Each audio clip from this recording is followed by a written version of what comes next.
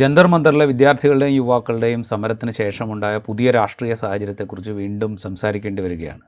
അതിന് ഏതൊക്കെ വിധത്തിലാണ് കേന്ദ്ര സർക്കാർ ആ പുതിയ രാഷ്ട്രീയ സാഹചര്യത്തെ നേരിടാൻ ശ്രമിക്കുന്നത് എന്നുള്ളതിൻ്റെ പുതിയ തെളിവുകൾ നമ്മളുടെ മുമ്പിലേക്ക് വരുന്നുണ്ട്. ഒന്ന്, സാമൂഹ്യ മാധ്യമങ്ങളെ വരുതിയിൽ കൊണ്ടുവരാനുള്ള ശ്രമം ഒരു ഭാഗത്ത് നടക്കുന്നു. മറുഭാഗത്ത് ഈ സമരത്തിൻ്റെ മുഖങ്ങളായി മാറിയ യുവാക്കൾക്കെതിരെ, പ്രത്യേകിച്ച് പെൺകുട്ടികൾക്കും യുവതികൾക്കുമെതിരെ വലിയ തോതിലുള്ള സൈബർ അറ്റാക്കുകളോ അല്ലെങ്കിൽ നേരിട്ടുള്ള അറ്റാക്കുകളോ ഭീഷണികളോ ഒക്കെ ഉണ്ടായിക്കൊണ്ടിരിക്കുന്നു. ഇതേക്കുറിച്ചുള്ള വിവരങ്ങൾ പുറത്തേക്ക് വരുന്നുണ്ട്. 3-4 പെൺകുട്ടികൾ അവർ നേരിടുന്ന ഭീഷണികളെക്കുറിച്ച് സംസാരിക്കുന്നത് BBC ഒരു വലിയ വാർത്തയാക്കിയിരുന്നു കഴിഞ്ഞ ദിവസം. ഇന്നലെ രാഹുൽ ഗാന്ധി ഇത്തരത്തിൽ ഭീഷണി നേരിടുന്ന 3 വിദ്യാർത്ഥിനികളെ മാധ്യമങ്ങൾക്ക് മുൻപിൽ ഹാജരാക്കുകയും ചെയ്തിരിക്കുന്നു. ആദ്യം നമുക്ക് സാമൂഹ്യ മാധ്യമ മേഖലയിലെ ഭീമന്മാരായ മെറ്റയെ കൊണ്ട് കേന്ദ്ര സർക്കാർ മാപ്പ് പറയിച്ചതിനെക്കുറിച്ച് സംസാരിക്കാം. ബഷീർ, ഈ മെറ്റ ആദ്യം മാപ്പ് പറഞ്ഞായിട്ട് വാർത്ത വന്നത് ഡീപ്പ് ഫേക്ക് കണ്ടൻറ്റും അതുപോലെ കുട്ടികളുടെ ലൈംഗികതയുമായി ബന്ധപ്പെട്ട കണ്ടൻറ്റും ഉൾപ്പെടുത്തുകയോ അത് പ്രൊമോട്ട് ചെയ്യുകയോ ചെയ്ത് സാമ്പത്തിക നേട്ടം ഉണ്ടാക്കാൻ ശ്രമിച്ചു എന്ന കാര്യത്തിൽ ആണ് ആദ്യം മാപ്പ് പറഞ്ഞായിട്ട് വാർത്ത പുറത്തേക്ക് വന്നത്. അതിന് പിറകെ പ്രധാനമന്ത്രി ഈ വിദ്യാർത്ഥികളുടെ പ്രക്ഷോഭ സമയത്ത് സംസാരിച്ചത് കുറച്ച് സമയത്തേക്ക് ഫേസ്ബുക്കിൽ നിന്ന് നീക്കം ചെയ്തതിൽ മെറ്റ മാപ്പ് പറഞ്ഞു എന്ന് പറയുന്ന സ്ഥിരീകരിക്കാത്ത വാർത്ത വന്നു. പിന്നീട് അത് സ്ഥിരീകരിച്ചു. എനിക്ക് ഈ വാർത്ത ആദ്യം കേട്ടപ്പോൾ ആദ്യം പറഞ്ഞത് ഡീപ്പ് ഫേക്കും കുട്ടികളുടെ ലൈംഗികതയുമായി ബന്ധപ്പെട്ട കണ്ടൻറ്റുമാണ് ആദ്യം പറഞ്ഞത്. അതിൽ രണ്ടാമത്തെ വിടുക ഈ ഡീപ്പ് ഫേക്ക് ആണെന്ന് തെറ്റിദ്ധരിച്ച് പ്രധാനമന്ത്രിയുടെ വീഡിയോ മെറ്റ റിമൂവ് ചെയ്തോ എന്നുള്ള സന്ദേഹമാണ് എനിക്ക് ആദ്യം തോന്നുന്നത്. യഥാർത്ഥത്തിൽ ആ സമരത്തെ നേരിടാനുള്ള അവസാനഘട്ട എഫർട്ടുകൾക്കിടയിലാണ് പ്രധാനമന്ത്രിയുടെ ആ വീഡിയോ വരുന്നത്. അപ്പോൾ അതിനെതിരെ, അതായത് ആ വീഡിയോ മുൻനിർത്തി വലിയ തോതിൽ അതിനെ കുട്ടികൾ കൗണ്ടർ ചെയ്തപ്പോൾ അത്തരം വീഡിയോകൾ നീക്കം ചെയ്യാനുള്ള ഡയറക്ഷനാണ് പോയത്. പക്ഷേ മെറ്റ ഒറിജിനൽ മോഡിയുടെ വീഡിയോ തന്നെ കുറച്ച് നേരത്തേക്ക് നീക്കം ചെയ്തു. അത് ഇൻസൾട്ടിംഗ് ആയി എന്നതാണ് സർക്കാരിൻ്റെ നിലപാട്. അതേക്കുറിച്ചുകൂടി വ്യക്തിഗതമായി മാർക്ക് സക്കർബർഗ് മാപ്പ് പറയണം എന്നായിരുന്നു ആവശ്യം. അത് പാർലമെൻ്ററി കമ്മിറ്റിയുടെ മുമ്പിൽ എത്തിയ അവരുടെ global affairs head Goyal Kaplan, അദ്ദേഹം അതിന് മാപ്പ് പറഞ്ഞു എന്നാണ് ഏറ്റവും അവസാനം നമുക്ക് ലഭ്യമാകുന്ന വിവരം. അതായത് പരസ്യമായി ഒരു ഓപ്പറേഷണൽ ലാപ്സ് വന്നതിന് സക്കർബർഗും മാപ്പ് പറഞ്ഞു എന്ന വാർത്തയും ഉണ്ട്. അതിനേക്കാൾ വലിയ ഒരു പ്രശ്നമായി വരുന്നത്, അങ്ങനെ മാപ്പ് പറയുന്നില്ലെങ്കിൽ നിങ്ങളുടെ സേഫ് ഹാർബർ ഇമ്മ്യൂണിറ്റി എടുത്തു കളയും എന്ന ഭീഷണിയാണ് കേന്ദ്ര സർക്കാർ ഉന്നയിച്ചത്. എന്ന് പറഞ്ഞാൽ മെറ്റയുടെ ഫേസ്ബുക്കിനെയും വാട്സപ്പിനെയും എല്ലാം ഇന്ത്യയിൽ പ്രവർത്തിക്കുന്നതിന് വലിയ തോതിലുള്ള ബുദ്ധിമുട്ടുണ്ടാകും. ഈ സേഫ് ഹാർബർ ഇമ്മ്യൂണിറ്റി എന്ന് പറയുന്നത് ലോകത്ത് എല്ലാ സാമൂഹിക മാധ്യമങ്ങളും മിക്കവാറും രാജ്യങ്ങളിൽ ആ ഒരു നിയമത്തിൻ്റെ പിൻബലത്തിലാണ് പ്രവർത്തിക്കുന്നത്. അല്ലെങ്കിൽ പ്രവർത്തിക്കാൻ കഴിയില്ല. കാരണം ഞാനോ രാജീവോ ഫേസ്ബുക്കിൽ ഒരു പോസ്റ്റ് ഇടുന്നു, അതിന് ഫേസ്ബുക്ക് ഉത്തരവാദിയാണ് എന്ന് വന്നാൽ പിന്നെ ആ പ്ലാറ്റ്ഫോമിന് സോഷ്യൽ മീഡിയ എന്ന നിലയിൽ പ്രവർത്തിക്കാൻ കഴിയും. ഇതേ പ്രശ്നമായിരുന്നു IT ചട്ടങ്ങളുടെ ഭേദഗതി വന്നപ്പോൾ ഉയർന്നു വന്ന ഒരു പ്രോബ്ലം. IT നിയമത്തിലെ 79ാം വകുപ്പ് അനുസരിച്ച് സേഫ് ഹാർബർ ഇമ്മ്യൂണിറ്റി എല്ലാ സോഷ്യൽ മീഡിയ പ്ലാറ്റ്ഫോമുകൾക്കും കൊടുത്തിരിക്കുകയാണ്. അത് എടുത്തു കളയുക എന്ന് പറഞ്ഞാൽ ആ സ്ഥാപനങ്ങൾക്ക് പിന്നെ പ്രവർത്തിക്കാൻ കഴിയില്ല. അതല്ലെങ്കിൽ വലിയ തോതിലുള്ള റെസ്ട്രിക്ഷൻ, സർക്കാർ വിരുദ്ധമായ കണ്ടൻറ്റ് ഒരു തരത്തിലും വരാത്ത വിധത്തിലുള്ള സൂക്ഷ്മത പുലർത്തുകയും ഇൻഡിവിജ്വലായ യൂസേഴ്സിനോടൊപ്പം തങ്ങൾ കൂടി നിയമപരമായി ലയബിളാണ് എന്ന ബോധ്യത്തിൽ പ്രവർത്തിക്കുകയും വേണം. അപ്പോൾ ആ വലിയ ഭീഷണി മുന്നിൽ വെച്ചാണ് യഥാർത്ഥത്തിൽ ഫേസ്ബുക്കിനെ മെരുക്കാൻ ശ്രമിക്കുന്നത്. ഇതിനുള്ള രാഷ്ട്രീയമായ ഒരു അന്തരീക്ഷം എന്ന് പറയുന്നത്, യഥാർത്ഥത്തിൽ ഫേസ്ബുക്കിൻ്റെ അനുബന്ധ സ്ഥാപനങ്ങളുമെല്ലാം ഇന്ത്യൻ രാഷ്ട്രീയത്തിൽ BJP രാഷ്ട്രീയത്തിന് അനുകൂലമായി ഉപകരിക്കപ്പെട്ടിട്ടുണ്ട്. അതല്ലെങ്കിൽ അങ്ങനെ ഉപയോഗിക്കപ്പെട്ടിട്ടുണ്ട്.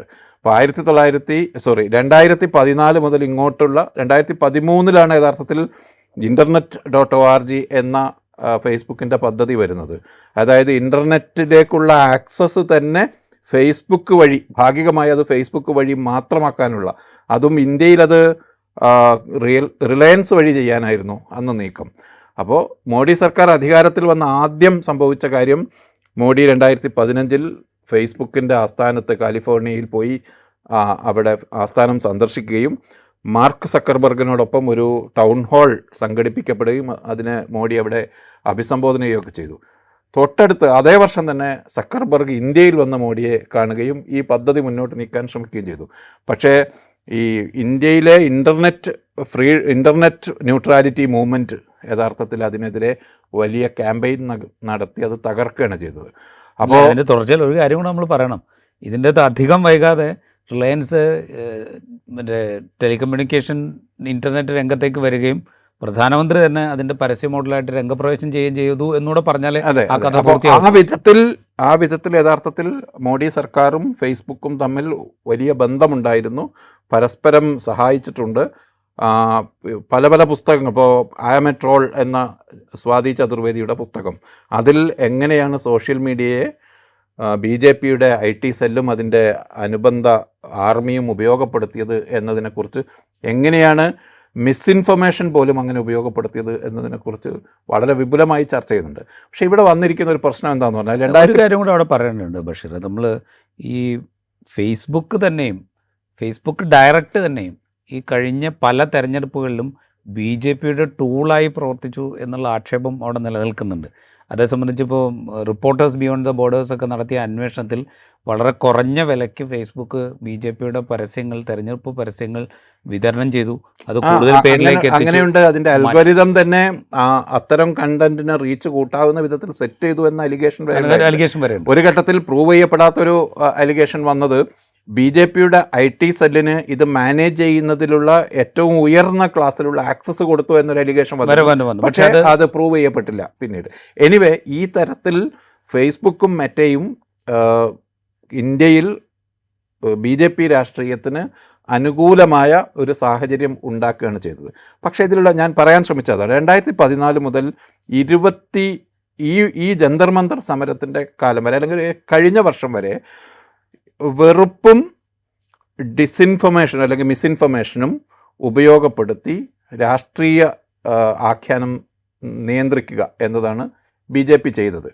ജന്തർ മന്തറിലെ കുട്ടികൾ അതിനോട് കൗണ്ടർ ചെയ്യുന്നതിന് പകരം അവർ മീംസ് വഴി അതിനെ കൗണ്ടർ ചെയ്തു.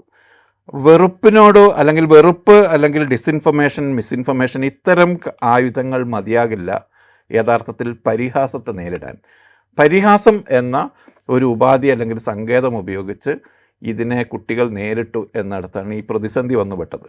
അപ്പോൾ പരമ്പരാഗതമായി BJP IT സെല്ലും അതിൻ്റെ ആൾക്കൂട്ടവും ഉപയോഗിക്കുന്ന മെത്തേഡ് കൊണ്ട് ഇന്ത്യയുടെ പുതിയ ജനറേഷൻ്റെ പുതിയ സങ്കേതത്തെ നേരിടാൻ പറ്റുന്നില്ല. അപ്പോൾ പിന്നെ ഫേസ്ബുക്കിൻ്റെയും മെറ്റയുടെയും അതല്ലെങ്കിൽ സോഷ്യൽ മീഡിയ പ്ലാറ്റ്ഫോമുകളുടെ ഒന്നാകെ തന്നെ റീച്ച് കുറക്കുക, അതല്ലെങ്കിൽ പൂർണ്ണമായും അവരെ വരുതിയിൽ നിർത്തുക എന്നതാണ് ഒരു വഴി. അതിനുള്ള ശ്രമങ്ങളാണ് യഥാർത്ഥത്തിൽ നടന്നുകൊണ്ടിരിക്കുന്നത്. അപ്പോൾ വളരെ പൊടുന്നനെ പാർലമെൻ്ററി കമ്മിറ്റി വിളിക്കുന്നു, അതിലേക്ക് ഫേസ്ബുക്കിൻ്റെ ആളുകളെ വിളിച്ചു വരുത്തുന്നു. ഹൈദരാബാദിൽ അവരുടെ ഇന്ത്യ ഹെഡിനെതിരെ പോലീസ് കേസ് രജിസ്റ്റർ ചെയ്യുന്നു. ഈ വിധത്തിൽ ഉള്ള ഒരു നിയന്ത്രിക്കാനുള്ള എഫർട്ടാണ് ഇപ്പം നടന്നുകൊണ്ടിരിക്കുന്നത്. അതിൽ എത്രമാത്രം വിജയിക്കും എന്നത് കാണാനിരിക്കുന്നത്.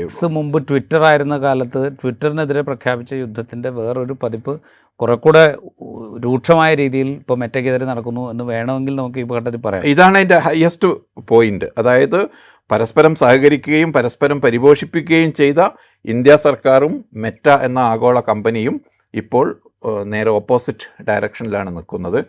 അതിനുള്ള ഒരു രാഷ്ട്രീയ സാഹചര്യം ഇതാണ്. അതായത് ഇനി സോഷ്യൽ മീഡിയയെ കൊണ്ട് പഴയ പോലെയുള്ള പ്രയോജനം ഉണ്ടാവില്ല. അതല്ലെങ്കിൽ ഇനി സോഷ്യൽ മീഡിയ രാഷ്ട്രീയമായി കൗണ്ടർ ചെയ്യപ്പെടും, തിരിഞ്ഞുകൊത്തും എന്നൊരു അന്തരീക്ഷം വന്നു പെട്ടതിന് തൊട്ട് പിറകെയാണ് ഈ നീക്കം നടക്കുന്നത്. അല്ല, ഇത് തന്നെയാണ് ഞാൻ ആദ്യം സൂചിപ്പിക്കാൻ ചോദിച്ചത്. കാരണം എന്ന് വെച്ച് കഴിഞ്ഞാൽ ഈ ജന്തർ മന്തർ സമരത്തിനിടെ അതിനെ ഒന്ന് ടോൺ ഡൗൺ ചെയ്യാൻ വേണ്ടിയിട്ടാണല്ലോ പ്രധാനമന്ത്രി ഈ സോഷ്യൽ മീഡിയയിലൂടെയുള്ള പ്രഭാഷണം തുടങ്ങുന്നത്. അപ്പോൾ അതിലാദ്യം തവണ പറഞ്ഞ് ഇതിനെതിരെ ശക്തമായ നടപടിയെടുക്കും. ഒരു പരീക്ഷയിൽ പേപ്പർ ചോർന്നപ്പോൾ ഞങ്ങൾ അടുത്ത പരീക്ഷ വേഗം തന്നെ നടത്തി, അതിൻ്റെ പരീക്ഷാ ഫലം പ്രഖ്യാപിച്ചു, ആളുകൾക്ക് പ്രവേശനം കൊടുത്തു, പിന്നെ ഇതിന് ഉത്തരവാദികളായിട്ടുള്ളവർക്കൊക്കെ ശക്തമായ നടപടിയെടുക്കും എന്നൊക്കെയാണ് അദ്ദേഹം പറഞ്ഞത്. അത് കഴിഞ്ഞിട്ടാണ് ഇതിനെ പരിഹസിച്ചുകൊണ്ടുള്ള മീമുകൾ വരുന്നത്. അപ്പോൾ അത് നീക്കം ചെയ്യാൻ വേണ്ടിയിട്ട് നീക്കം ചെയ്യുക എന്ന് പറഞ്ഞാൽ മനുഷ്യന്മാർ പോയിട്ട് നീക്കം ചെയ്യലല്ലോ ചെയ്യുക. ഇത് ഇന്നൊക്കെ നീക്കം ചെയ്യണം എന്നുള്ള മട്ടിലുള്ള ഇത് സെറ്റ് ചെയ്ത് വെക്കുകയാണല്ലോ ചെയ്യുക. ഇത് സെറ്റ് ചെയ്തപ്പോൾ യഥാർത്ഥത്തിലുള്ള ഡീപ്പ് ഫേക്ക് ഏതാണ് എന്നുള്ള കാര്യത്തിൽ ഈ AI-ക്കൊരു സംശയം തോന്നിയിട്ടുണ്ടാവും എന്ന് എനിക്ക് തോന്നുന്നു. അതുകൊണ്ടായിരിക്കും ചിലപ്പോൾ കുറച്ച് നേരത്തേക്ക് ഫേസ്ബുക്കിൽ നിന്ന് പ്രധാനമന്ത്രിയുടെ അതുകൊണ്ടാണ് അത് സംഭവിച്ച വഴി, അതിന് ഉത്തരവാദികളായ ആളുകൾ, അതിൻ്റെ ടെക്നോളജി റൂട്ട്, അതിനെതിരെ എടുത്ത നടപടികളെല്ലാം കാണിച്ച് മാപ്പ് പറയണം എന്നാവശ്യപ്പെടുന്നത്.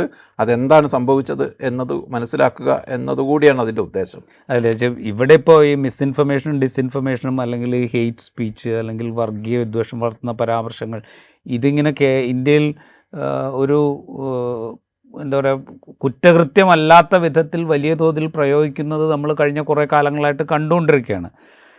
അത് മനുഷ്യബുദ്ധിക്ക് കുറേ പേർക്ക് അത് മനസ്സിലായാൽ കുറേ പേർ അതിവിടെ സ്ഥിരമായി നടക്കുന്നതാണല്ലോ എന്ന് വെച്ച് ഒഴിവാക്കും. മറ്റ് മനസ്സിലാകുന്ന ആളുകൾ ഇപ്പോഴത്തെ ഭരണ സംവിധാനത്തിൻ്റെ പ്രധാനപ്പെട്ട ടൂൾ ഇതാണല്ലോ, അതുകൊണ്ട് അത് അനുവദിക്കണം എന്ന് വിചാരിച്ചുകൊണ്ട് അത് അനുവദിച്ചു കൊടുക്കും. പക്ഷേ ഒരു നിർമ്മിത ബുദ്ധിക്ക് ചിലപ്പോൾ ഇത് മനസ്സിലായിക്കൊള്ളുന്നില്ല. അപ്പോൾ ഇത് വ്യാജ വീഡിയോ ഏതാണ് എന്ന് പരിശോധിക്കാൻ പറഞ്ഞപ്പോൾ യഥാർത്ഥത്തിലുള്ള വ്യാജൻ ആരാണ് എന്ന് നിർമ്മിത ബുദ്ധി ശരിക്കും മനസ്സിലാക്കിയതിൻ്റെ ഒരു പരിണത ഫലമാണോ രാഷ്ട്രീയമായി സോഷ്യൽ മീഡിയയുടെ ഉപയോഗം ഇനി അത് കൗണ്ടർ പ്രൊഡക്റ്റീവ് ആവും എന്ന് മനസ്സിലാക്കിയ മൊമെൻറ്റിൽ തന്നെ സോഷ്യൽ മീഡിയ ഒന്നാകെ നിയന്ത്രിക്കാനുള്ള ഒരു പദ്ധതിയിലേക്കാണ് യഥാർത്ഥത്തിൽ പോകുന്നത്. ഇവിടെ വേറൊരു പ്രശ്നമുണ്ടെന്ന് എനിക്ക് തോന്നുന്നു. കാരണം വെച്ചാൽ ഇത് സോഷ്യൽ മീഡിയ നിയന്ത്രിക്കുക എന്നുള്ളത് തന്നെയാണ് അവരുടെ ഉദ്ദേശം. കാരണം കഴിഞ്ഞ 2013 മുതൽ ഈ കഴിഞ്ഞ ലോക്സഭാ തെരഞ്ഞെടുപ്പ് വരെയോ അല്ലെങ്കിൽ അതിനുശേഷം നടന്ന തെരഞ്ഞെടുപ്പുകളിലോ ഒക്കെ വലിയ ഫലപ്രദമായി അവർ ഉപയോഗിച്ച അവരുടെ പ്രൊപ്പഗാൻഡ ടൂളുകളായിട്ട് അവർ ഉപയോഗിച്ചൊരു സംവിധാനം ഒരു മൊമെൻറ്റിൽ വലിയ തോതിൽ അവർക്ക് തിരിച്ചു കുത്തുന്നു എന്ന് തോന്നുകയും വലിയ പരാജയത്തിലേക്ക് അവർ നയിക്കുകയും ചെയ്തപ്പോൾ അവരതിനെ ഒന്നുകിൽ മെരുക്കാൻ ശ്രമിക്കുന്നു, അല്ലെങ്കിൽ നിങ്ങളുടെ പ്രവർത്തനത്തെ ഞങ്ങൾ നിയന്ത്രിക്കാൻ നിർബന്ധിതരാകുമെന്ന് മുന്നറിയിപ്പ് കൊടുക്കുന്നു.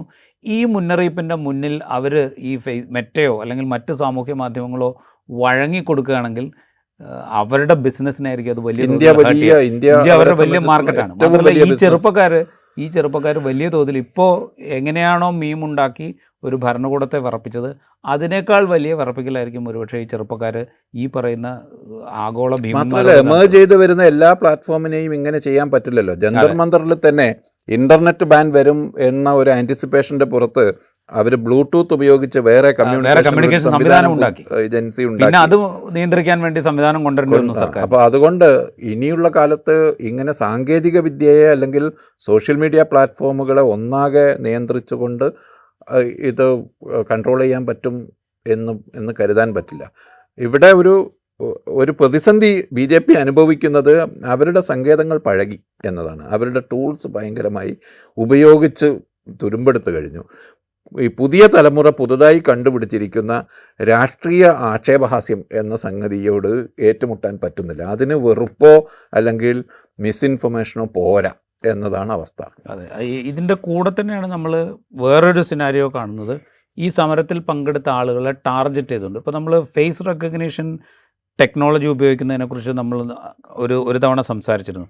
ഏതാണ്ട് അതിൻ്റെ ഒരു എക്സ്റ്റൻഷൻ പോലെയാണ് ഇപ്പോൾ രാജ്യത്ത് നടക്കുന്നത്. കാരണം ഇതിൻ്റെ സമരത്തിൻ്റെ ഒരു പക്ഷേ പ്രതീകങ്ങളായി മുന്നിലേക്ക് വന്ന ചെറുപ്പക്കാരെ, പ്രത്യേകിച്ച് പെൺകുട്ടികളെയും സ്ത്രീകളെയും, അവരെ ടാർഗറ്റ് ചെയ്തുകൊണ്ട് വലിയ തോതിലുള്ള സാമൂഹ്യ മാധ്യമങ്ങൾ ഉപയോഗിച്ചും നേരിട്ടും ഫോൺ വഴിയും ഒക്കെ ഭീഷണിപ്പെടുത്തുക, അശ്ലീലം പറയുക. ഇപ്പം ഇന്നലെ പൂനെയിലെ ഒരു സമരത്തിൻ്റെ മുഖമായി മാറിയ അവരുടെ പോലീസിന്റെ വാഹനം ഇങ്ങനെ ഒരു കൈ കൊണ്ട് തടഞ്ഞു നിർത്തുന്ന ഒരു ഇമേജ് വന്ന ആ പെൺകുട്ടി പറയുന്നുണ്ടായിരുന്നു. അതായത് 145 രൂപയ്ക്ക് ശരീരം വിൽക്കുന്നവളല്ലേ നിങ്ങൾ എന്ന മട്ടിലൊക്കെയാണ് എന്നോട് ഇത്തരം വാക്കുകൾ ഉപയോഗിക്കുകയോ ഇത്തരം പദങ്ങൾ പറയുകയോ ഈ വിധത്തിൽ ഒരു സ്ത്രീയെ അപമാനിക്കുകയോ ചെയ്തു കഴിഞ്ഞാൽ ഇമ്മീഡിയറ്റ് ആയിട്ട് കേസെടുക്കണം എന്ന് വ്യവസ്ഥ ചെയ്യുന്ന നിയമമുള്ളൊരു രാജ്യത്താണ് ഇത് സംഭവിക്കുന്നത്. അതുപോലെ എന്താ പറയുക, ഈ പെൺകുട്ടികൾ തന്നെ പറയുന്നുണ്ട് ബേട്ടി പഠാവോ ബേട്ടി ബചാവോ എന്നൊക്കെ മുദ്രാവാക്യം വിളിക്കുകയും അതാണ് രാജ്യത്തിൻ്റെ മുഖം എന്ന് ആവർത്തിക്കുകയൊക്കെ ചെയ്യുന്ന പ്രധാനമന്ത്രി ഭരിക്കുന്ന രാജ്യത്താണ് ഇതൊക്കെ സംഭവിക്കുന്നത്.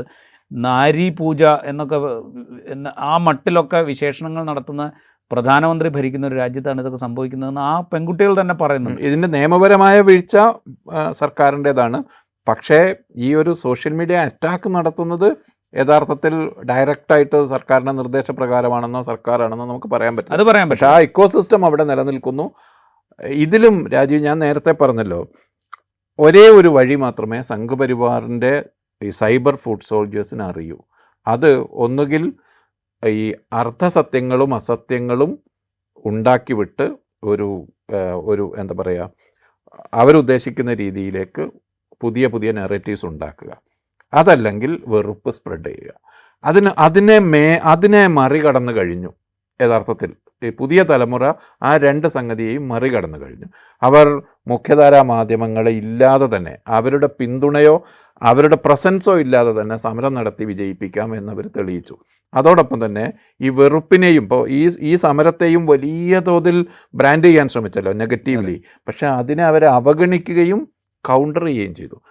അപ്പോൾ ഈ യഥാർത്ഥത്തിൽ ഈ ആളുകൾക്ക് നേരെ, ഈ സമരക്കാർക്ക് നേരെ, പ്രത്യേകിച്ചും അതിലെ സ്ത്രീ നേതാക്കൾക്ക് നേരെ നടക്കുന്ന അധിക്ഷേപം എന്ന് പറയുന്നത് മറ്റായുധം കയ്യിലില്ലാത്തത് കൊണ്ടാണ്. അവർക്കത് കൗണ്ടർ ചെയ്യാൻ അവർ പഠിച്ചതും ഇതുവരെ പരീക്ഷിച്ച് വിജയിച്ചതുമായ ആയുധമെടുത്ത് പൊരുതി നോക്കുകയാണ് യഥാർത്ഥത്തിൽ. അല്ല, അത് പൊരുതി നോക്കുമ്പോൾ ഇതിൽ ഈ പുതിയതായിട്ട്, അല്ലെങ്കിൽ നേരത്തെ മുതൽ തന്നെ ഉള്ളതാണ്, ഒരു പക്ഷേ മനുഷ്യകുലം ആരംഭിച്ച കാലം മുതലുള്ളൊരു ആയുധമാണ് ലൈംഗികമായി ആക്രമിക്കുക എന്നുള്ളത്. അതിൻ്റെ ഒരു എക്സ്റ്റൻഷൻ സൈബർ ഇടങ്ങളിൽ നടത്തിക്കൊണ്ടിരിക്കുന്നു എന്നുള്ളതാണ് ഇപ്പോൾ നമ്മൾ കണ്ടത്. ഇപ്പോൾ ഈ BBC സ്റ്റോറിയിൽ പറയുന്ന 4 പെൺകുട്ടികളും അവർ ഏതാണ്ട് സമാനമായിട്ടുള്ള കഥകളാണ് പറയുന്നത്. അവരുടെ ഫോൺ നമ്പർ ഈ പറയുന്ന വിളിക്കുന്ന ആളുകൾക്ക് എവിടെ നിന്നോ കിട്ടിയിരിക്കുന്നു. എങ്ങനെയാണ് ഞങ്ങളുടെ ഫോൺ നമ്പർ ഈ പറയുന്ന ഫോൺ നമ്പർ കിട്ടി, അവർ പഠിക്കുന്ന കോളേജ് ഐഡന്റിഫൈ ചെയ്തിരിക്കുന്നു, പേര് മനസ്സിലാക്കിയിരിക്കുന്നു, കുടുംബം, അവർ താമസിക്കുന്ന സ്ഥലം മനസ്സിലാക്കിയിരിക്കുന്നു, ഇങ്ങനെ എല്ലാ വിവരങ്ങളും മനസ്സിലാക്കിയിരിക്കുന്നു. അപ്പോൾ എന്ന് വെച്ചാൽ ഈ ഫേസ് റെക്കഗ്നീഷൻ ടെക്നോളജി ഉപയോഗിച്ചു എന്ന് വ്യക്തമായിരിക്കെ ഈ വിവരങ്ങൾ ഭരണകൂടത്തിലൂടെ തന്നെ ഈ പറയുന്ന അക്രമകാരികളായിട്ടുള്ള ഈ സൈബർ ഫുഡ് സോൾജറിൻ്റെ കൈകളിലേക്ക് എത്തിയിരിക്കുന്നു എന്ന് തന്നെ വേണം നമ്മൾ മനസ്സിലാക്കാൻ. അത് ഉപയോഗപ്പെടുത്തിക്കൊണ്ട് ഭീഷണിപ്പെടുത്താനോ ആക്രമിക്കാനോ വെച്ചാൽ അവർ പറയുന്നത് മെസ്സേജ് ബോക്സ്, സാമൂഹ്യ മാധ്യമ അക്കൗണ്ടുകൾ പൂട്ടിപ്പോകേണ്ടി വരുന്ന അത്രയും അശ്ലീല കമൻറ്റുകളാണ് അല്ലെങ്കിൽ അശ്ലീലമായ അധിക്ഷേപങ്ങളാണ് സംഭവിച്ചുകൊണ്ടിരിക്കുന്നതെന്നാണ്. അവരുടെ കുടുംബാംഗങ്ങൾക്ക് പോലും പുറത്തിറങ്ങി നടക്കാൻ പറ്റാത്ത അവസ്ഥയാണ്. അവരുടെ കുടുംബാംഗങ്ങൾ തന്നെ നിങ്ങൾ ഇതിൽ നിന്ന് വിഡ്രോ ചെയ്യണം എന്ന് അവരോട് ഒരു പരിധി വരെയാണെങ്കിൽ ഇത് ട്രോളായി കണക്കാക്കാമായിരുന്നത് ഒരു ക്രൈം തന്നെയാണ് എന്നാണ് അവരുടെ അക്കാര്യത്തിലുള്ള അവരുടെ ആക്ഷേപം വരുന്നത്. അതോടൊപ്പം തന്നെ ഈ മീഡിയ ഹാൻഡിൽ ചെയ്യുന്നതിൽ ആഗോള മാധ്യമങ്ങൾ പൊതുവായി കഴിഞ്ഞ ഒരു മാസത്തെ ഇന്ത്യ കവറേജ് എടുത്താൽ വലിയ തോതിലുള്ള കവറേജാണ് വരുന്നത്. BBC-യെ നേരത്തെ തന്നെ സർക്കാർ ഇവിടെ നിയന്ത്രിക്കാൻ ശ്രമിച്ചിട്ടുള്ള മാധ്യമ സ്ഥാപനമാണ്.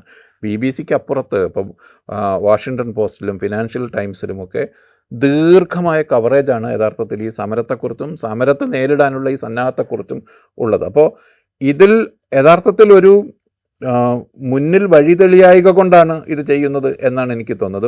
അക്കാര്യത്തിൽ ഒരു പരിഭ്രമമോ പരക്കം പാച്ചിലോ നമുക്ക് വളരെ ഒബ്വിയസ്. എനിക്ക് കൗതുകം തോന്നി വേറൊരു കാര്യം, ഞാൻ ഈ സമരം ഒന്ന് അവസാനിപ്പിക്കാൻ വേണ്ടി ഒരു സാമൂഹ്യ മാധ്യമങ്ങളിലേക്ക് ഒരു വീഡിയോ ഉണ്ടാക്കി വിട്ടപ്പോൾ അത് കുറച്ച് നേരം ഫേസ്ബുക്ക് എടുത്തു കളഞ്ഞു എന്ന് വിലപിക്കുന്ന ആളുകൾ പാർലമെൻറ്റിലേക്ക് വരികയോ ഇതിനെക്കുറിച്ച് മറുപടി പറയുകയോ ഒന്നും ചെയ്യുന്നില്ല എന്നുള്ളൊരു ഫാക്ട് കൂടെ അവിടെ നിൽക്കുന്നുണ്ട്. അതും ഇന്നലെ രാഹുൽ ഗാന്ധി ആവശ്യപ്പെടുന്നുണ്ടായിരുന്നു. എന്തുകൊണ്ടാണ് ഇവർ പാർലമെൻറ്റിൽ വരാത്തത്, എന്തുകൊണ്ടാണ് ജനാധിപത്യപരമായിട്ടുള്ള ജനാധിപത്യ രീതിയിൽ പ്രവർത്തിക്കുന്ന ഒരു പ്രതിപക്ഷത്തിൻ്റെ ചോദ്യങ്ങൾക്ക്, അല്ലെങ്കിൽ യുവാക്കൾ ഉയർത്തിയ ചോദ്യങ്ങൾ ഞങ്ങൾ പാർലമെൻറ്റിൽ ഉന്നയിക്കുമ്പോൾ എന്തുകൊണ്ടാണ് ഇവർ മറുപടി പറയാത്തത്? രാഹുലിൻ്റെ സെൻറ്റൻസ് വളരെ രസകരമായ സെൻറ്റൻസാണ്. ഒന്നുകിൽ നിങ്ങൾ ഈ നടന്നതൊന്നും അറിഞ്ഞിട്ടുണ്ടാവില്ല, അങ്ങനെയാണെങ്കിൽ ആഭ്യന്തരമന്ത്രി എന്ന നിലയിൽ അതൊരു വീഴ്ചയാണ്, അതല്ലെങ്കിൽ നിങ്ങളായിരിക്കും ഈ പെല്ലറ്റ് ഉപയോഗിക്കാൻ ഉത്തരവ് നൽകിയത്, രണ്ടാണെങ്കിലും നിങ്ങളുടെ ഉത്തരവാദിത്തമാണ്. അതുകൊണ്ട് നിങ്ങൾക്ക് ആഭ്യന്തരമന്ത്രി സ്ഥാനത്തിരിക്കാൻ യോഗ്യനല്ല എന്നാണ് അമിത്ഷായുടെ കാര്യത്തിൽ രാഹുൽ ഗാന്ധി പറയുന്നത്. അമിത്ഷായ്ക്ക് ആ യോഗ്യത ഉണ്ടോ ഇല്ലയോ എന്ന് തീരുമാനിക്കാൻ ഉത്തരവാദിത്തപ്പെട്ട പ്രധാനമന്ത്രി അപ്പുറത്തിരിക്കുന്നുണ്ട്. അദ്ദേഹവും വരുന്നില്ല പാർലമെൻറ്റിലേക്ക്. ഞാൻ ഈ പാർലമെൻറ്റിൻ്റെ ഈ അറ്റൻഡൻസ് രജിസ്റ്റർ, എല്ലാ അംഗങ്ങളുടെയും അറ്റൻഡൻസ് രജിസ്റ്റർ ലോക്സഭയുടെ സൈറ്റിൽ പോയാൽ നമുക്ക് കിട്ടും. ഞാൻ വെറുതെ കൗതുകത്തിനാണ് നോക്കി. നമുക്ക് പെട്ടെന്ന് മനസ്സിലാക്കാൻ പാകത്തിലല്ല സത്യം പറഞ്ഞാൽ അതുള്ളത്. പക്ഷേ ഒരു അംഗം സഭയിൽ ഹാജരായി അവിടുത്തെ രജിസ്റ്ററിൽ ഒപ്പുവെച്ചിട്ടുണ്ടെങ്കിൽ ഒരു ഗ്രീൻ സ്ക്വയർ ഇട്ടിട്ടാണ് ആ സൈറ്റിൽ കാണിക്കുക. കൗതുകരം എന്ന് തോന്നിയത് 2026 ഏപ്രിൽ മുതൽ പുറകോട്ടുള്ള സമ്മേളനങ്ങളുടെ അറ്റൻഡൻസ് വിവരങ്ങൾ മാത്രമാണ് ഇപ്പോൾ ലോക്സഭയിലുള്ളത്. ആ അറ്റൻഡൻസ് വിവരങ്ങളിൽ പ്രധാനമന്ത്രി നരേന്ദ്രമോദിയുടെ അതായത് ഹാജരായി ഒപ്പിട്ട ദിവസങ്ങൾ തന്നെയാണ് 2026 ഏപ്രിൽ, 2025 ഡിസംബർ, അങ്ങനെ പുറകോട്ട് പോയി കഴിഞ്ഞാൽ 4 or 5 സമ്മേളനങ്ങൾ ഉള്ളത്. അതായത് പ്രധാനമന്ത്രി നരേന്ദ്രമോദി ഏതൊക്കെ ദിവസങ്ങളിൽ വന്ന് അവിടെ ഒപ്പിടുന്നുണ്ടോ ആ ദിവസങ്ങളിലൊക്കെ ആഭ്യന്തരമന്ത്രി അമിത്ഷായും വന്ന് ഒപ്പിടുന്നുണ്ട് എന്നാണ് അത് കണ്ടാൽ നമുക്ക് മനസ്സിലാവുക. അതങ്ങനെ തന്നെ ആയിരിക്കും എന്നാണ് അതിൻ്റെ താഴെയുള്ള സൂചകങ്ങളിൽ നിന്ന് നമുക്ക് മനസ്സിലാകുന്നത്. തമാശ എന്ന് വെച്ച് കഴിഞ്ഞാൽ എല്ലാ സമ്മേളനങ്ങളിലും ആകെ ഒരു ദിവസം മാത്രമാണ് ഇവർ നേരിട്ട് വന്ന് ഒപ്പിട്ടതായിട്ട് ആ നേരിട്ട് വന്ന് അവരൊപ്പിട്ടത്. ഒരു പക്ഷേ വേറെ രീതിയിൽ ഹാജർ രേഖപ്പെടുത്തുന്നുണ്ടാവും, നമുക്കറിയാം. ഹാജർ രേഖപ്പെടുത്തിയത് ഇങ്ങനെ. ഇന്ത്യയിലെ പാർലമെന്റിൽ യഥാർത്ഥത്തിൽ പ്രധാനമന്ത്രി നെഹ്റുവിൻ്റെ ഒക്കെ കാലത്ത് നെഹ്റു ഡൽഹിയിലുണ്ടെങ്കിൽ പാർലമെന്റിൽ വരിക എന്നത് അദ്ദേഹത്തിൻ്റെ ഒരു ശീലമായിരുന്നു. പാർലമെന്റ് എന്നൊരു ഇൻസ്റ്റിറ്റ്യൂഷനെ ബിൽഡ് ചെയ്യാനുള്ള എഫർട്ടിൻ്റെ ഭാഗമായിട്ടാണ് അത് സംഭവിച്ചത്.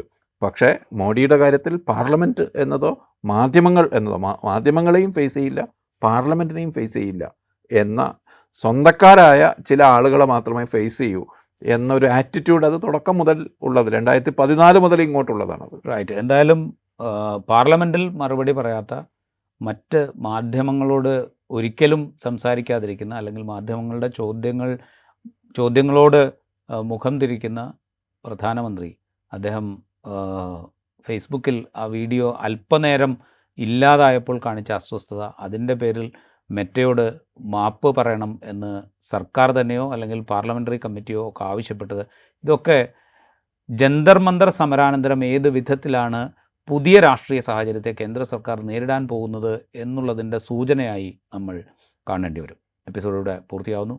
മറ്റെപ്പിസോഡുമായി വീണ്ടും കാണാം.